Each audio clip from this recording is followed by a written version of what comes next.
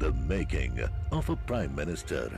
मुश्किलों का अंबार है, वही तो मेरे हौसलों की मीनार है।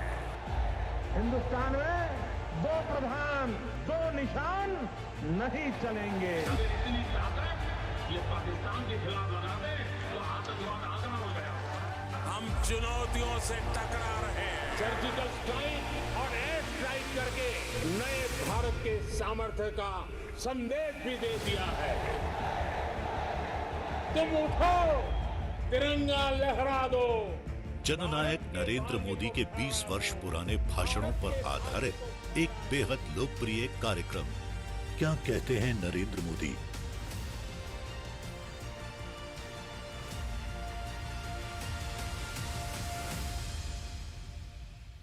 नमस्कार, मैं हूं आपके साथ पूर्णिमा मिश्रा। हमारे खास प्रोग्राम क्या कहते हैं नरेंद्र मोदी में आज आपको सुनवाएंगे प्रधानमंत्री मोदी का वो ऐतिहासिक भाषण जो उन्होंने 6 फरवरी 2020 को लोकसभा में दिया। अपने भाषण में प्रधानमंत्री ने कहा कि हम कांग्रेस के रास्ते पर नहीं चलना चाहते, हम एक नई लकीर बनाकर लीग से हटकर चलना चाहते हैं, क्योंकि हमारी कोशिश है स्पीड भी बढ़े और स्केल भी बढ़े। माननीय अध्यक्ष जी, और इसलिए लोगों ने सिर्फ एक सरकार बदली है ऐसा नहीं है, सरोकार भी बदलने की अपेक्षा की है।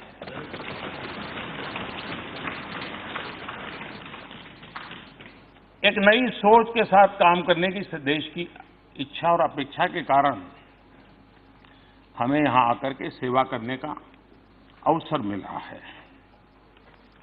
लेकिन अगर हम उसी तरीके से चलते जिस तरीके से आप लोग चलते थे, उसी रास्ते से चलते जिस रास्ते की आपको आदत हो गई थी, तो शायद 70 साल के बाद भी इस देश में से आर्टिकल 370 नहीं है।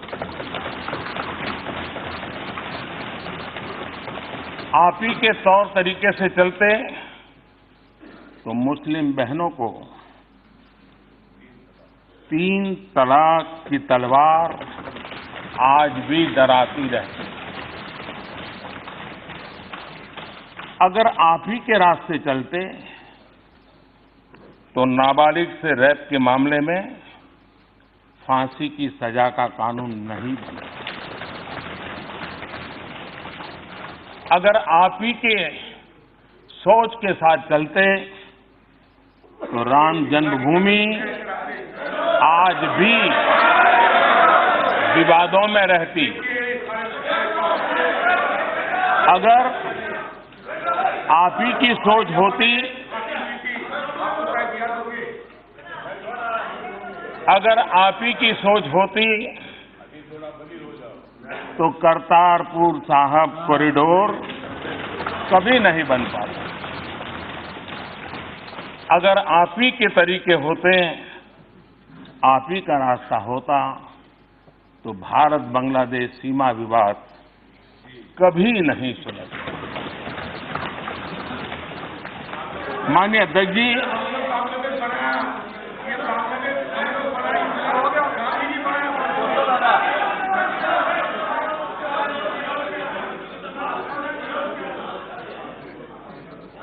जब मैं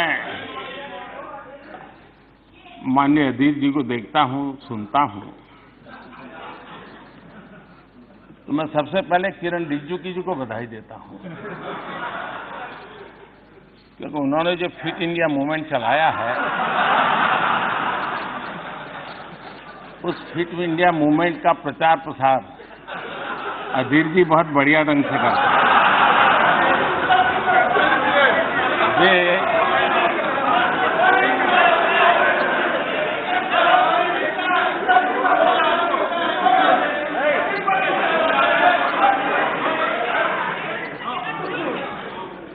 वे भाषण भी करते हैं और भाषण के साथ साथ जिम भी करते हैं।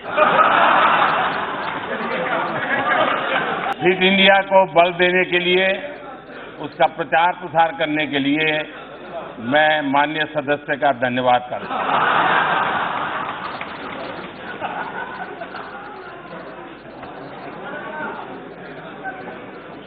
माननीय अध्यक्ष जी, कोई इस बात से तो इनकार नहीं कर सकता है कि देश चुनौतियों से लोहा लेने के लिए हर पल कोशिश करता रहा है। कभी कभी चुनौतियों की तरफ न देखने की भी आदतें देश ने देखी है। चुनौतियों को चुनने का सामर्थ्य नहीं, ऐसे लोगों को भी देखा है। लेकिन आज दुनिया की भारत के पास से जो अपेक्षा है, हम अगर चुनौतियों को चुनौती नहीं देंगे, अगर हम हिम्मत नहीं दिखाते और अगर हम सबको साथ लेकर के आगे चलने का गति नहीं बढ़ाते, तो शायद देश को अनेक समस्याओं से लंबे अरसे तक जूझना पड़ता। और इसलिए माननीय अध्यक्ष जी, अगर कांग्रेस के रास्ते हम चलते तो 50 साल के बाद भी शत्रु संपत्ति कानून का इंतजार देश को करते रहना पड़ेगा। 35 साल बाद भी नेक्स्ट जनरेशन लड़ाकू विमान का इंतजार देश को करते रहना पड़ेगा। 28 साल के बाद भी बेनामी संपत्ति कानून लागू नहीं होगा। 20 साल बाद भी चीफ ऑफ डिफेंस स्टाफ की नियुक्ति नहीं हो पाती। माननीय अध्यक्ष जी, हमारी सरकार तेज गति की वजह से, और हमारा मकसद है, हम एक नई लकीर बना करके लीक से हट करके चलना चाहते हैं। और इसलिए हम इस बात को भली भांति समझते हैं कि आजादी के 70 साल के बाद देश लंबा इंतजार करने के लिए तैयार नहीं और नहीं होना चाहिए। और इसलिए हमारी कोशिश है स्पीड भी बढ़े, स्केल भी बढ़े, डिटर्मिनेशन भी हो और डिसिसिवनेस भी हो, सेंसिटिविटी भी हो और सॉल्यूशन भी होना चाहिए। हमने जिस तेज गति से काम किया है, उस तेज गति से काम का परिणाम है कि देश की जनता ने 5 साल में देखा और देखने के बाद उसी तेज गति से आगे बढ़ने के लिए थोड़ी अधिक ताकत के साथ हमें फिर से सेवा करने का मौका दिया। अगर ये तेज गति न होती तो 37 करोड़ लोगों के बैंक अकाउंट इतने कम समय में नहीं खुलते। अगर गति तेज न होती तो 11 करोड़ लोगों के घरों में शौचालय का काम पूरा नहीं होता। अगर तेज गति नहीं होती तो 13 करोड़ परिवारों में गैस का चूल्हा नहीं पहुंचता। अगर गति तेज न होती तो 2 करोड़ घर नए नहीं बनते गरीबों के लिए। अगर तेज गति नहीं होती तो लंबे अरसे से अटके हुए दिल्ली की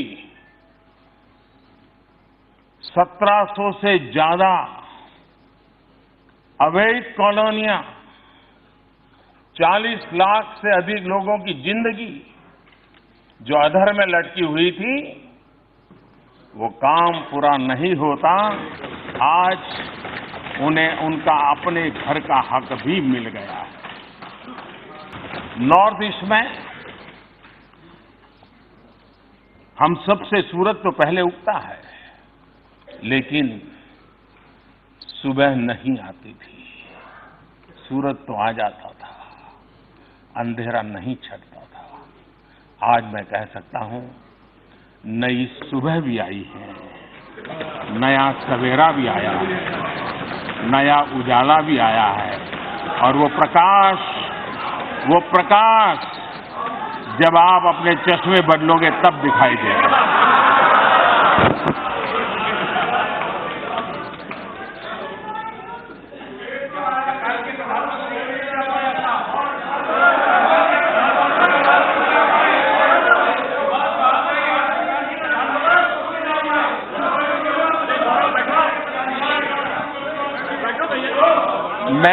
मैं आपका बहुत आभारी हूं, ताकि बोलने के लिए बीच में मुझे आप विराम दे रहे हैं।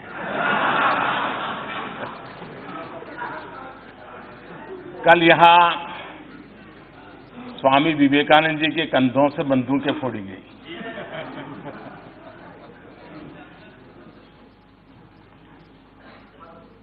आपने उसको रिकॉर्ड पर से निकाल दिया है, इसलिए मैं उल्लेख तो नहीं करूंगा,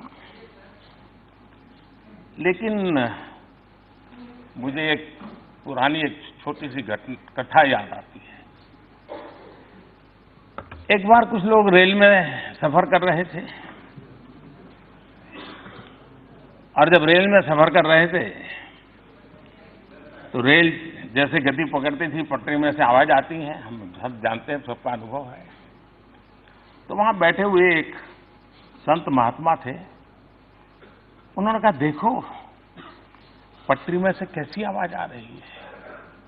ये निर्जीव पटरी भी हमें कह रही है, प्रभु कर दे बेड़ा पार। बोले, देखो यही आवाज आ रही, सुनो, प्रभु कर दे बेड़ा पार। तो दूसरे संत ने कहा, नहीं यार, मैंने सुना, मुझे तो सुनाई दे रहा है, प्रभु तेरी लीला अपरंपार, प्रभु तेरी लीला अपरंपार। तो वहां एक मौलवी जी बैठे थे। उन्होंने कहा, अरे भाई मुझे तो सुनाई दे रहा है दूसरा। तो इन संतों ने कहा, भाई आपको क्या सुनाई दे रहा है? तो उन्होंने कहा, मुझे सुनाई दे रहा है, ये अल्लाह तेरी रहमत, ये अल्लाह तेरी रहमत। तो वहां एक पहलवान बैठे थे। उन्होंने कहा, मुझे भी सुनाई दे रहा है। तो पहलवान ने कहा, मुझे सुनाई दे रहा है, खा रबड़ी कर कसरत, खा रबड़ी कर कसरत।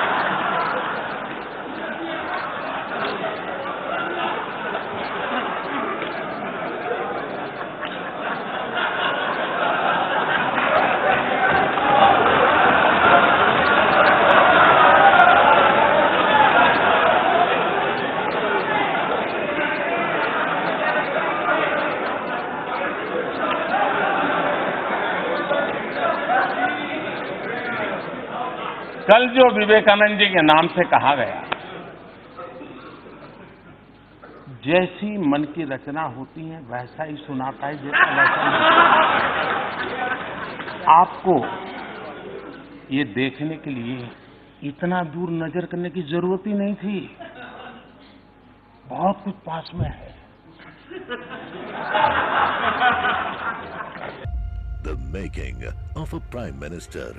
मुश्किलों का अंबार है, वही तो मेरे हौसलों की मीनार है। हिंदुस्तान में दो प्रधान, दो निशान नहीं चलेंगे। ये पाकिस्तान के खिलाफ लगा दे तो आतंकवाद आगना हो गया। हम चुनौतियों से टकरा रहे हैं। सर्जिकल स्ट्राइक और एयर स्ट्राइक करके नए भारत के सामर्थ्य का संदेश भी दे दिया है। तुम उठो, तिरंगा लहरा दो। जननायक नरेंद्र मोदी के 20 वर्ष पुराने भाषणों पर आधारित एक बेहद लोकप्रिय कार्यक्रम क्या कहते हैं नरेंद्र मोदी।